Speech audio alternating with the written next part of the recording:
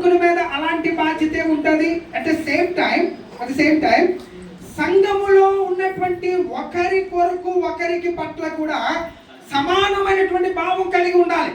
వాళ్ళ కోసం ఆలోచన చేయాలి. వారి కష్టంలో మనం వారికి పాలు పంచుకోవాలి. వారి శ్రమల్లో మనం వారికి పాలు పంచుకోవలసినటువంటి అవసరత మనకి ఉంది. ఎవరు చేస్తారో తెలిసి ఈ పనులన్నీ ఎవరు చేస్తారో తెలుసా? ఎవరైతే ఆత్మానుసారముగా జీవించడానికి ఇష్టపడతారో. అందులో ఒక మాటను మనం ధ్యానం చేసాం.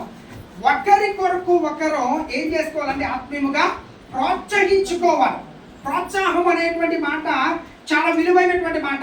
ఈ రోజుల్లో కుటుంబాల్లో ప్రోత్సాహాలు లేవు, సంఘములో ప్రోత్సాహం లేదు, సమాజంలో ప్రోత్సాహము లేదు.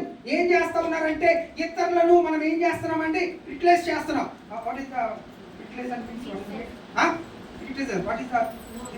తెలుగులో ఒకరినొకరు చిన్న చూపు చూడటం, ఒకరినొకరు చాలా అంటే నాకంటే చాలా తక్కువ అనమాట.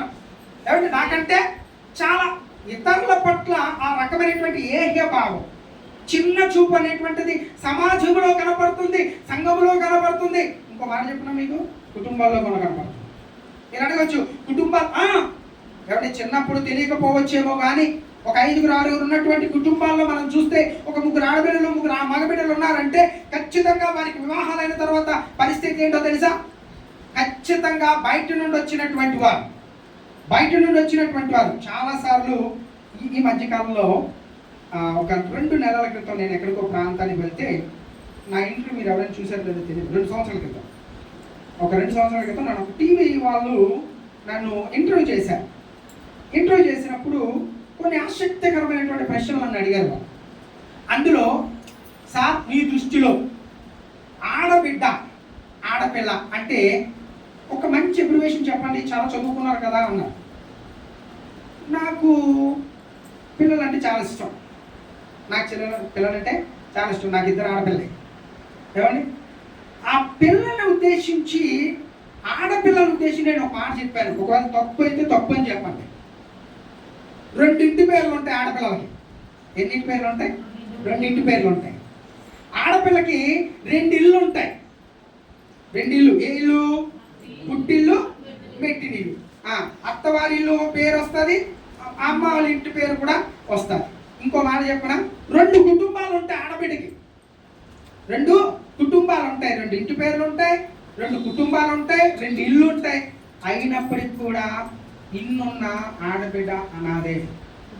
నేను చెప్పిన సమాధానం చాలా చోట్ల క్రైస్తవ సంఘాల్లో కాకుండా క్రైస్తవ సంఘాల్లో చాలా వరకు పర్వాలేదు. క్రైస్తవ కుటుంబాల్లో చాలా వరకు పర్లేదు.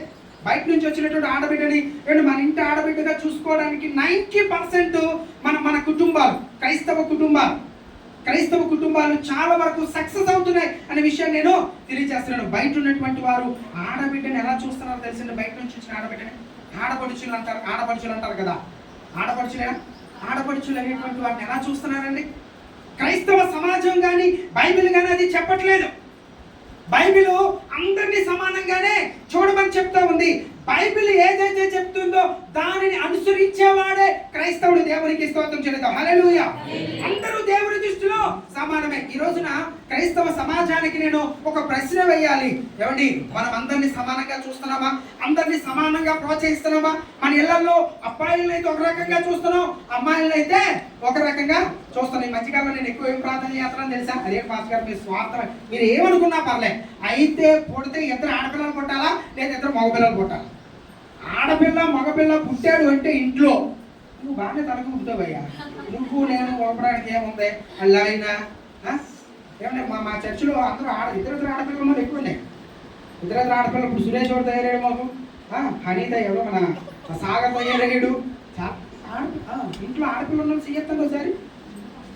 అమ్మ అమ్మ అమ్మ ఓహో